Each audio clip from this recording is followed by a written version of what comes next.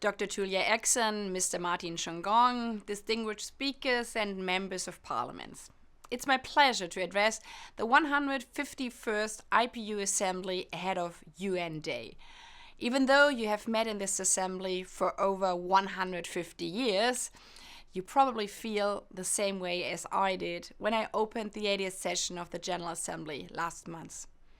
This is no ordinary year. The international order is facing fierce headwinds.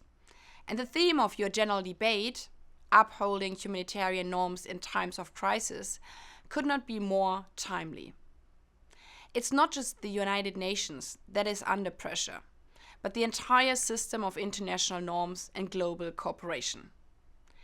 Therefore, on the eve of the 80th anniversary of the United Nations, I call upon all of you, as parliamentarians, as fathers, as mothers, as grandparents, as citizens, representing billions around the world, to stand up for the cornerstone of our international order, the UN Charter. It is more than just a piece of paper. For 8 decades, it has been the life insurance of every country, big or small, rich or poor. Because we know that even the strongest country in the world cannot confront global challenges alone. Just take the climate crisis. It does not stop at borders. Emissions anywhere affect people everywhere. Having served as a parliamentarian myself for many years, I know that defending these international norms and standards is easy to say in speeches like this.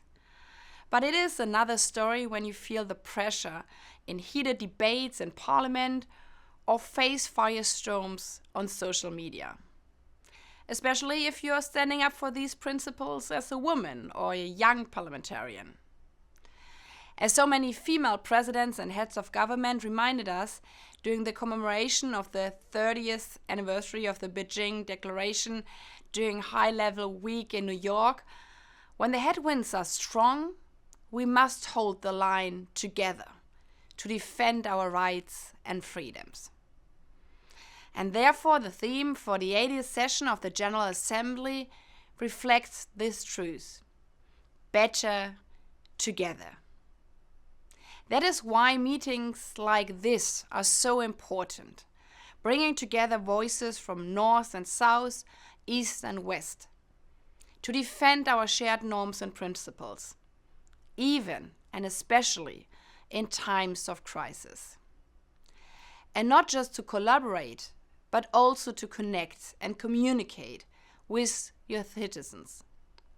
You, as parliamentarians in the 21st century, know the value of communication not only with each other in parliamentary chambers or, like in New York, in the General Assembly halls, but also with the 8 billion people you serve. On this 80th anniversary of the United Nations, we celebrate not just the story of an institution, but the story of people all around the world who are standing up for peace and justice and fighting every day for our principles, our United Nations charters. Parliamentarians, world leaders, and ordinary citizens alike. So I invite you to join this celebration of our United Nations and its billions of champions across 8 decades by sharing the communications material we have sent you tomorrow on UN Day or in the coming weeks in your parliaments. Because without your vital work at the IPU, in your national parliaments, or even in discussions with your citizens in town halls and maybe pubs, global agreements like the UN Charter would remain simply empty promises.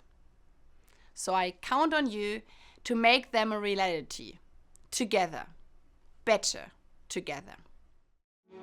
This is not the story of an institution.